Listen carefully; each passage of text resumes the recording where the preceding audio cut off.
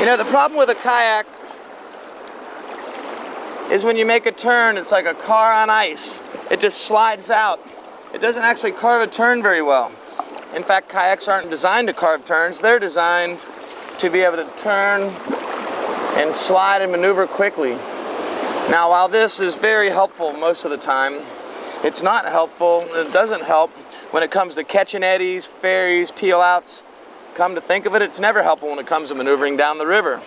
However, you've got a tool to use that can be used properly, and when used properly, allows your kayak to carve really well. That tool, of course, is your paddle. Now think about a few other boats that require something in the water to make it maneuver or work properly. Well, all boats require a rudder to be able to turn it, right? What about a sailboat? A sailboat requires a centerboard or a keel on the bottom in order for the thing to be able to maneuver forward and not just blow sideways. That's exactly what a kayak is missing. It's missing a keel or a centerboard.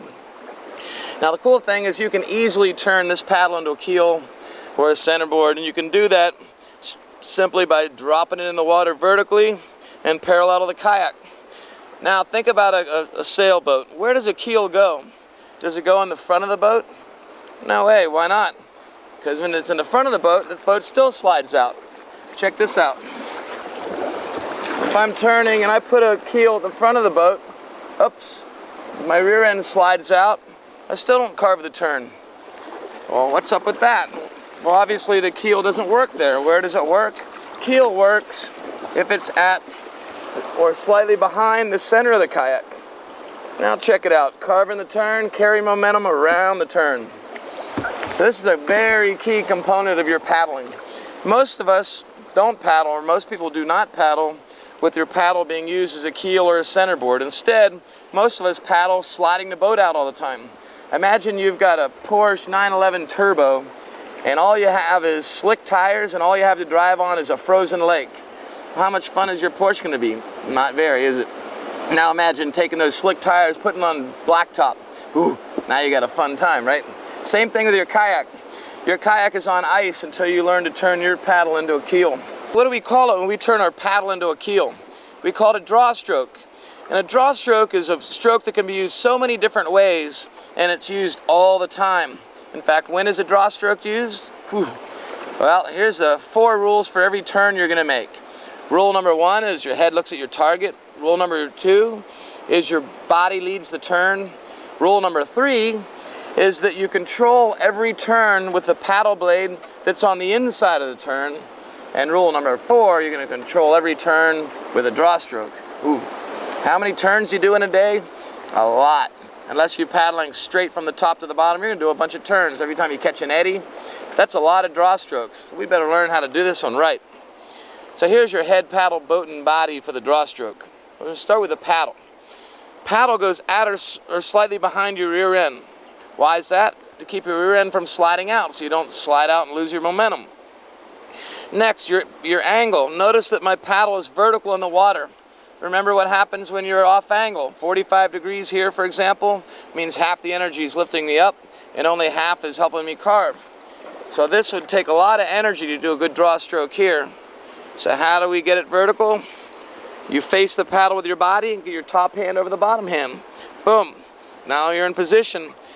Now a couple other terms you need to know. You need to have the lingo here. This is your leading edge of your draw stroke. Leading edge, trailing edge. The leading edge pointed away from the kayak is called open face. Leading edge straight or parallel with the boat is normal face. Leading edge towards your kayak is closed faced.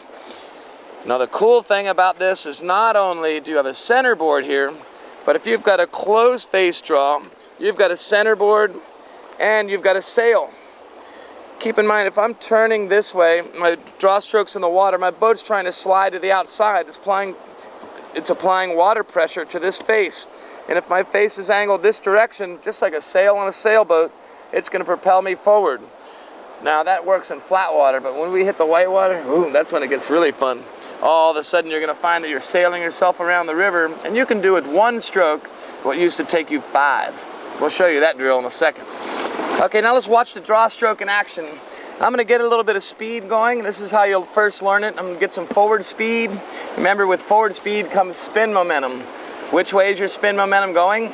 It's going whichever way it's going after you take your last stroke. If you take your last stroke on the left, your boat will be spinning to the right. That's where the side your draw stroke goes on. Remember, spot your target, lead every turn with your body, control the turn with the paddle blade on the inside of the turn. So if you're turning to the right, your right blade goes in the water for a draw stroke. If you're turning to the left, your left blade goes in. All right, so it looks like this. You're gonna get yourself some speed, get the boat moving. I'm gonna get it turning to the right, and I'm gonna drop the draw stroke in right behind my rear end, slightly closed-faced. Top hand's over my bottom hand. My body's facing the inside of the turn, and I'm looking at my target, which is coming right around this corner. My boat carries momentum right around the corner. Now watch what happens if you just make a little mistake. That is, you put your paddle too far forwards. I'm gonna put my paddle at my knee. Now look what happens. My boat slides out, keeps going backwards. A draw stroke is totally non-functional as soon as you get it in front of your rear end. There's another great thing about learning the draw stroke. The draw stroke really starts teaching you paddle dexterity. What is paddle dexterity? It's just the ability to control the blade angle without even looking at it, to know that you can feather the paddle through the water. What is feathering? Just slicing it through the water. And then you can put the paddle in any position you want by flying it into position. That's called feathering. That's something that you'll learn, you'll get a lot better at with the draw stroke. So for example, after you finish just about every draw stroke you do, you're not going to take the blade out of the water, but instead you're going to feather forwards and take a forward stroke out of it. Check this out. I get going on my forward stroke, get the boat moving, get it turning, put my draw stroke in. Now I like where I'm going, I'm going to feather forward and forward stroke out of it, and off I go. That is so common that it happens like just about every 10 seconds on the river. You're going to draw, feather forward, and on your way. Draw, feather forward, on your way. Good stuff.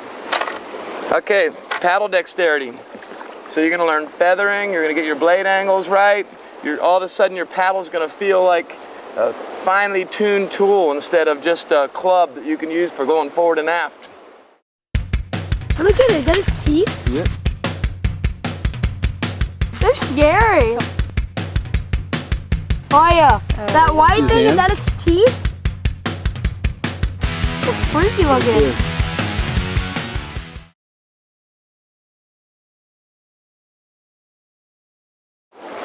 So you've seen how the draw stroke works. Now the cool thing about the draw stroke is the gateway to a whole bunch of new strokes.